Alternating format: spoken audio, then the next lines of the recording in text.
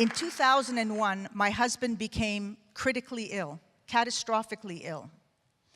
And when I took him into the hospital in an emergency situation, about 24 hours in the process, the doctor said to me, "Your husband's not going to survive, and you shouldn't waste your time, and we are not going to waste our resources." This was the moment in my life that changed my life forever. This is Canada, one of the richest countries in the world, and you have a doctor that tells me, "Don't waste your time, because we're not going to waste our resources." And it became a battle between me and her for 17 months. She was going to kill my husband, and I was going to keep him alive, because she had to be right. This is the world we live in.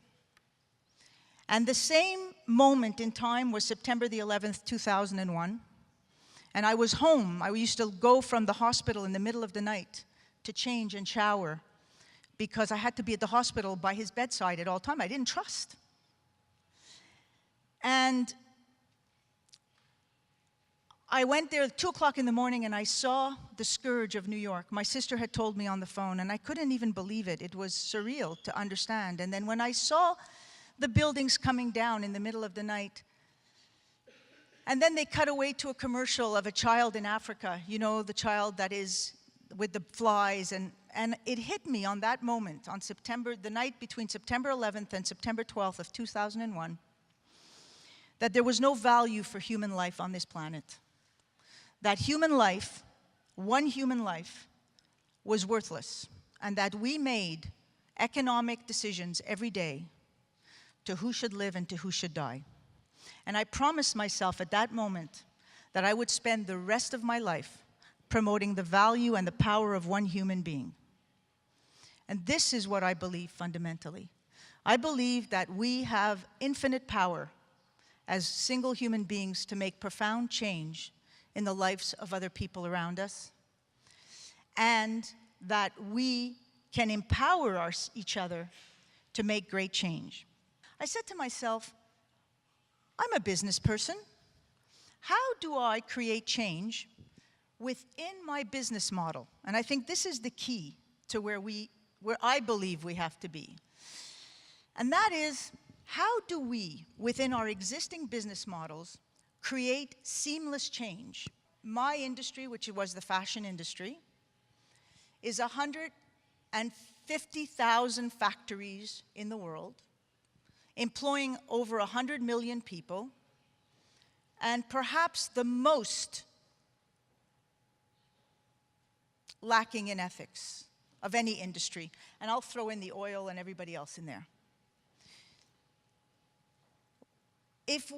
And I gave this speech at the UN, I said, if we gave back 5% of the profits at the FOB, which was $650 billion a year, if we gave back 5%, an average, back into the communities where we took out so much benefit, we could change the world in 24 hours. Because we would put back $30 billion in the poorest economies of the world. This is what I have been doing for the last 15 years, is thinking, what can I do in my business model to make change? How do I engage my employees? How do I create what I call a humanistic?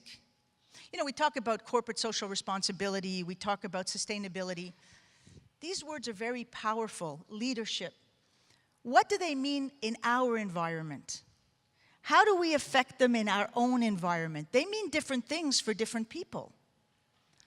How do we implicate them in our business model to make change? This is what I believe. I believe we're all talking the same language here. How do we make partnerships between the nonprofits in a community, the small business in a community, the producers in a community? How do we create an ecosystem where I say, leverage what you do every day for good? Leverage what you do every day. Every day we do things. We get on an elevator. What stops us from saying hello to the person next to us?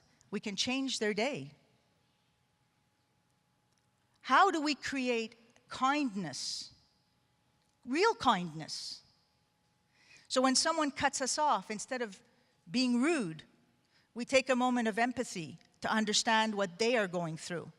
Today I took all my ideas, I retired from my main career, I packed up myself and I moved to Venice Beach, California to start, yes, to start a brand new platform called the Department of Good. What is a Department of Good? The Department of Good is an ecosystem where I believe that the backbone of our economies is small business. Small business in North America is 97% of all business. I believe here in Argentina, it's 99.5% of all business. I want to sit in my little environment and affect my community.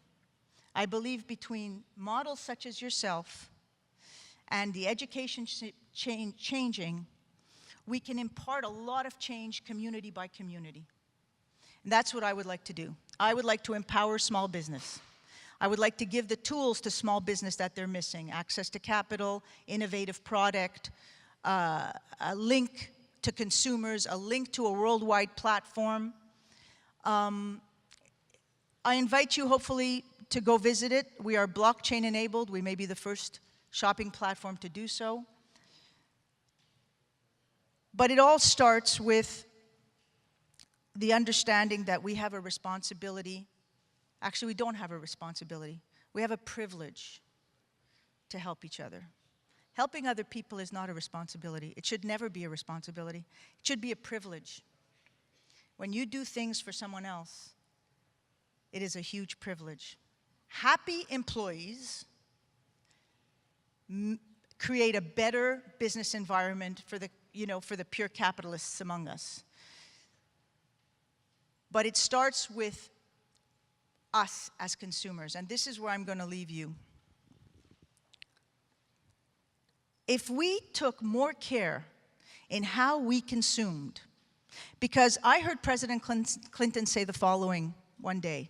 He said, money is congregating in fewer and fewer hands, but the power is disseminating across billions of people because of social media. If we took the time to understand who we were purchasing from, what company are you buying from? What is their value? For me, it's about the humanistic approach to everything we do. How do we put humanity first in how we do business? And for us, we have a big opportunity by bringing together corporate world with the nonprofits, inculcating a model within our businesses to put back into community through these nonprofits so they have a sustainable flow of resources, and then bringing in the government where you can in order to scale that and replicate that. And so I say to you guys that are all here, the NGOs, the businesses, the fact that you can come together in this kind of an environment and think creatively, which is what I saw yesterday, and I congratulate your organization. We are going to change the world, but we'll only change it if we are all together and we all remember to be kind to one another. Thank you very much.